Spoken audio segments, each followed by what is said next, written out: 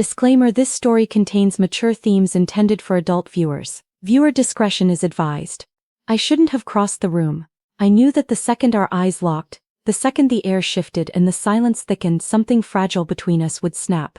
But I acted on impulse, letting every reaction, every silent gasp, every hesitant move fuel the tension, betrayal, and uncontrollable energy that pulsed through the room, leaving everyone teetering on the edge of chaos. It started with a look that lasted half a heartbeat too long. The kind of look that doesn't ask permission, it challenges it. The room was crowded, warm with laughter and clinking glasses. Yet somehow it felt like we were standing alone in the center of it. His gaze didn't wander.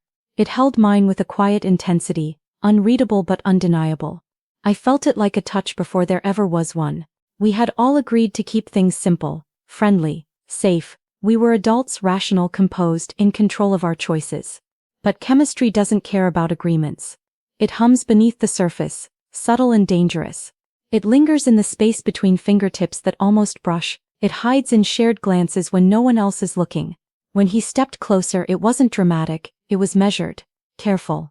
His shoulder nearly grazed mine, and the heat of his presence felt intentional though he said nothing. Across the room the others were talking, unaware or maybe pretending to be. That was the thing about us. No one spoke about what simmered beneath the surface. We let it exist in the quiet spaces, in the pauses between conversations. My pulse betrayed me first, then my breath.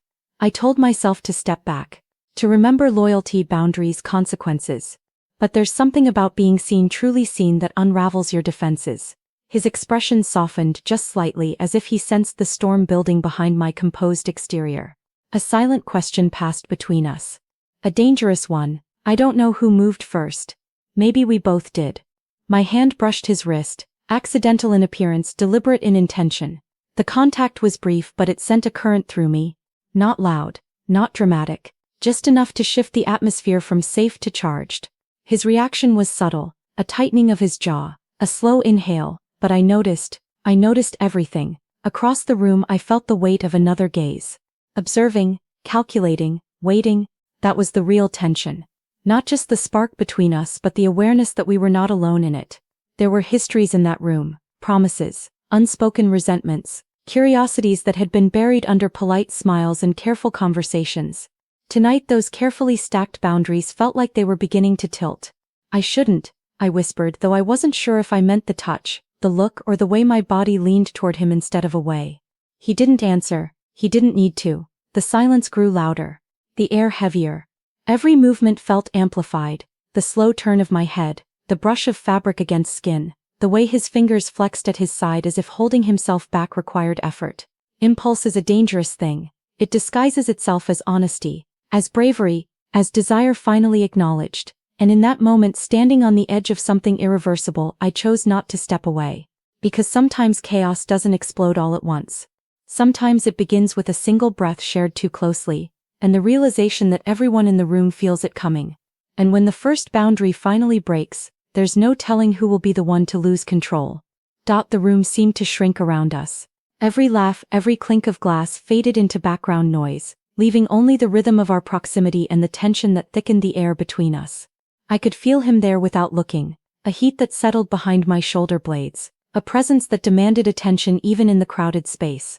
And yet the question of whether we could act on it, whether we should, hovered like a fragile glass waiting to shatter. His eyes didn't leave mine, not for a second. Each glance felt like it carried a weight, a secret promise, a warning.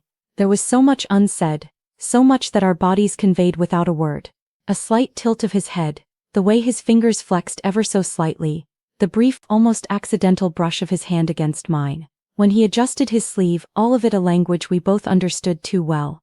I swallowed hard, aware of the flutter in my chest, the way my pulse hit a little faster every time our gazes met. Desire was a slow burn rising in waves I wasn't ready to name aloud. Yet the pull was magnetic, undeniable, and inescapable. I tried to anchor myself in reason, to remind myself of boundaries, of consequence. But every time I looked at him, that resolve wavered like a candle in the wind. We edged closer, almost imperceptibly. Not in a rush, not in recklessness, but in the quiet space that stretched between us. Our conversations had dwindled to a few words, each laden with implication. "Are you okay?" I asked, my voice soft, almost trembling, though I tried to mask it. He nodded, but there was a flicker in his eyes, the unspoken acknowledgement that okay was far from the truth. "I'm more than okay," he murmured, his tone steady yet intimate, carrying the weight of something neither of us had admitted out loud. The air seemed to pulse with every heartbeat, every subtle gesture. Time slowed. I noticed the way his lips parted slightly when he breathed, the way the tension in his jaw hinted at restraint. My hand twitched as if wanting to reach out, yet held back by the invisible lines of propriety and fear. We were suspended between curiosity and caution, desire and hesitation. A laugh erupted from the other side of the room, a reminder of the world beyond our bubble. But it barely registered. We remained caught in a current of silent conversation, glances that lingered, shoulders brushing with electric subtlety, breaths synchronizing without intent. It was intimacy without action, intensity without release. And yet the tension did more than exist, it demanded acknowledgement. Every flicker of a smile, every hesitant movement, every shared silence stoked a fire that neither of us could extinguish. I could feel the pull of his presence, the unspoken question lingering between us. How far could we let this go before the moment finally tipped? Nothing resolved. Nothing needed to. The heat was enough, the uncertainty, the danger, the delicious awareness of what could be. For now we hovered in that suspended state, trapped in an unspoken agreement that was as thrilling as it was terrifying.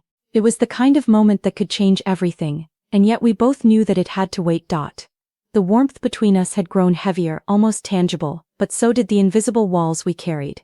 His eyes lingered on mine longer than reason allowed, yet each glance felt weighted with restraint, like a dam holding back a flood of unspoken desire. My fingers itched to reach out, to close the distance, but every instinct to act was tempered by the history and boundaries we'd never voiced aloud. There was a story here, ours, theirs, and the ones layered beneath the surface. Secrets that had shaped us, quiet truths that made the thought of crossing certain lines both thrilling and terrifying.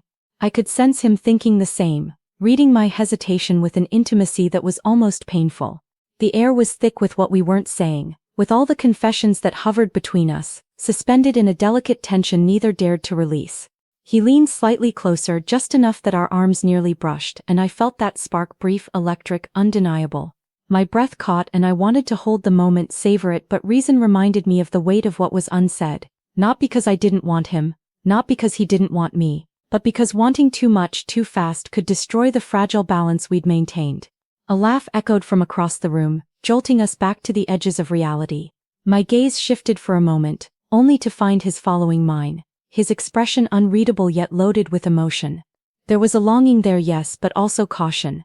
A recognition that we were standing at the edge of something dangerous, something intoxicating, yet neither of us could force the leap. My hand twitched near his, a small movement that carried the weight of 1,000 unsaid words. Our fingers brushed just a touch, accidental in appearance, but it was enough to make the heat in the room spike. He pulled back slightly, not from disinterest but from the overwhelming intensity of the moment. It was like holding fire too close, thrilling yet frightening in its power. I wanted to lean in. I wanted to let everything between us spill out in a single moment of reckless honesty. But I didn't. And in that hesitation the longing thickened, wrapping around us like a second skin. The emotional walls we'd built over years of careful restraint were crumbling, brick by brick, yet we weren't ready to step fully into the collapse. Every movement, every glance became charged. When he shifted his weight, my pulse jumped. When our eyes met across the room again, it felt like a conversation without words, a dialogue of desire and restraint that only we could understand. There was a story here deeper than the attraction. There were fears, histories, promises, and obligations, all the invisible barriers that made this tension almost unbearable. The room felt smaller, the world beyond it distant and unimportant. All that mattered was the space we shared, the unspoken pull between us, the thrill of proximity and the ache of restraint. And yet, despite the heat, the temptation, the magnetic draw of something forbidden, we stayed poised at the edge. Because some desires, no matter how deep, are too potent to be acted on too soon. And sometimes the longing itself becomes its own story. The air between us had become almost unbearable, charged with something neither of us could name but both felt pulsing through our veins. Every movement, every blink, every subtle shift in posture seemed magnified. The room itself felt smaller, the world outside fading into shadow. I could sense him not just near me but like a presence pressing into my own skin, brushing against my thoughts. The space between us was electric, taut with anticipation and restraint. He stepped just a fraction closer and it was as if gravity had changed. My chest tightened, my fingers itched to reach out, to trace the line of his arm, to close that infinitesimal distance that separated us. But we didn't. We let the tension hold us instead, each heartbeat a drum of what might come if we ever dared. His voice was soft, uncertain, almost swallowed by the quiet hum of the room. He stopped inhaling and I could see the struggle in his eyes, the fight between desire and reason. He wasn't speaking, yet everything he wanted to say was written across his face, in the slight quiver of his jaw, in the intensity of his gaze. I wanted to answer. I wanted to let him know I felt the same, that the ache of restraint was just as sharp in me, but words felt too fragile to contain the storm of feelings threatening to break free. Instead, I swallowed, letting silence become our language. The pause stretched on, heavy, delicious, almost unbearable. And then a breath. His hand moved almost involuntarily, brushing mine ever so lightly. It wasn't a grab, it wasn't a statement. It was a whisper of contact, a tentative acknowledgement of the invisible current that had been running between us all evening. The touch lingered for the merest heartbeat, yet it was enough to ignite a fire that neither of us could deny. I caught my breath, the room tilting ever so slightly in the gravity of the moment. His eyes flicked down to our hands, then back to mine, a silent conversation in which no words were necessary. We were both trembling with the weight of longing, the hunger for closeness, for confession, for honesty. It was frightening in its intensity, intoxicating in its restraint. "I can't," he whispered, the words barely audible, not because he didn't want it, not because he didn't want me, but because the very depth of wanting made restraint impossible to maintain. I felt it too, the pull that was bigger than reason, bigger than the careful walls we had built, bigger than anything either of us had planned. For a moment the room disappeared, the background faded, all that existed was the electricity of proximity, the thrum of silent admission, the promise of what might follow. I felt like we had crossed into another space, a suspended heartbeat in time where everything unspoken finally had weight. The whisper of air between us carried the tension, the possibility, the craving and the fear. And as our eyes met unwavering, the room seemed to exhale along with us, holding its breath in anticipation. We didn't move closer, not yet. We didn't speak again, but the intensity of that near touch, that almost confession, left the space between us vibrating, raw and alive. It was the kind of intimacy that didn't need hands, didn't need lips, didn't need words. Just being, just knowing. And in that suspended moment the world waited with us, poised on the edge of everything. The rain had started softly, tapping against the window like a quiet applause, marking the rhythm of the night. Inside, the living room was bathed in golden lamplight, shadows stretching across the walls, soft and intimate. Every sound outside, the drizzled, distant traffic, seemed to exist only to underscore the stillness of the space between them. He moved closer and finally, without a word, the restraint that had defined hours, days, perhaps years, melted into something warmer, more urgent, more alive. Her breath caught as she felt him near, not just near but close enough that the heat of him brushed her own skin. A simple silent step closed the distance, and it was enough. Their bodies spoke the words they hadn't dared to say, communicating in the language of longing, touch and shared silence. Her breath melted into his. She could feel the cadence of his heart, the gentle rise and fall of his chest. Time seemed to fold around them. Every previous hesitation, every withheld word, every stolen glance came rushing back, and in that moment it didn't matter. All that mattered was the warmth, the shared air, the quiet surrender to the connection that had always been waiting, patient, simmering. He lifted his hand, just brushing the curve of her jaw, and she leaned into it, a subtle motion of trust and desire. It wasn't dramatic, it wasn't loud, but it carried the weight of everything they had both held back. Their eyes remained locked, the language of longing as eloquent as any confession. Every movement was slow, deliberate, measured with reverence. There was no rush, only the exquisite tension of proximity and the thrill of finally being present with each other. The rain streaked the glass, soft droplets catching the warm lamplight, creating tiny halos that mirrored the glow between them. Her fingertips traced the line of his arm, a simple electric gesture, yet in it the world narrowed to that single touch. He leaned his forehead to hers, their breaths mingling, a quiet, intimate symphony of shared space. Words were unnecessary. There was a poetry in their silence, in the way their bodies aligned like pieces finally meant to fit together. Each glance, each inhaled breath, each subtle brush of skin against skin told a story richer than language could capture. It was not about what was done but what was felt, the fire of desire tempered with tenderness, the rawness of vulnerability wrapped in the safety of trust. They finally let go, not in noise, not in drama, but in a surrender to the moment, to the closeness, to the magnetic pull that had drawn them to each other for so long. It was breathtaking, sensual, and yet elegant. It was a night defined by electricity and quiet intimacy, by the beauty of two people giving in to the undeniable in the warm glow of lamplight and the rhythmic patter of rain outside. In that moment the world ceased to exist. It was only them, only the shared heat, the silent promises, the surrender that made everything else fade.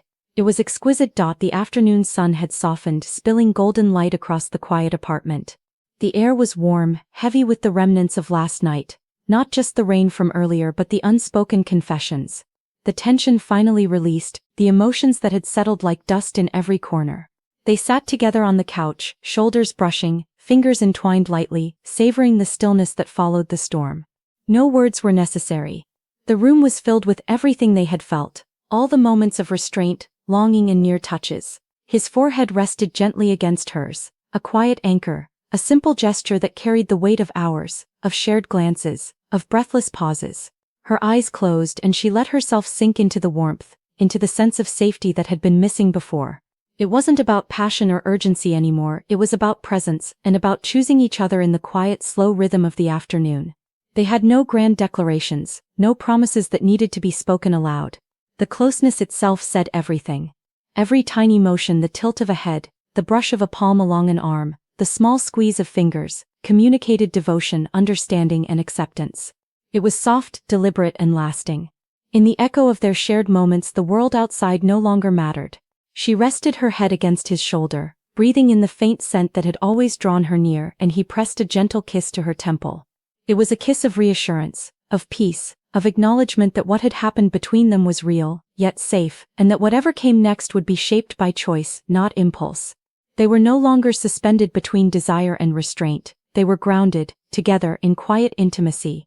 And yet, even in this serene closure, the memory of last night shimmered between them, like the faintest trace of perfume that lingers long after the wearer is gone. It was a memory rich with tension, longing, and revelation. A reminder of how close they had come to losing control, and of the depth of connection that had always existed beneath the surface.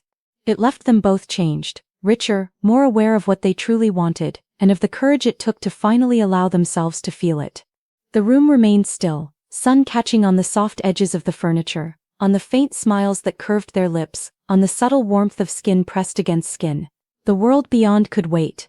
For now there was only this, peace chosen over chaos, love expressed in quiet gestures, intimacy felt in shared breaths, and a moment suspended in time that neither would forget. In the end, it wasn't fireworks or drama that marked the peak of their story. It was the tenderness that lingered in their eyes, in the brush of fingertips, in the simple act of being together. That more than anything else was enough.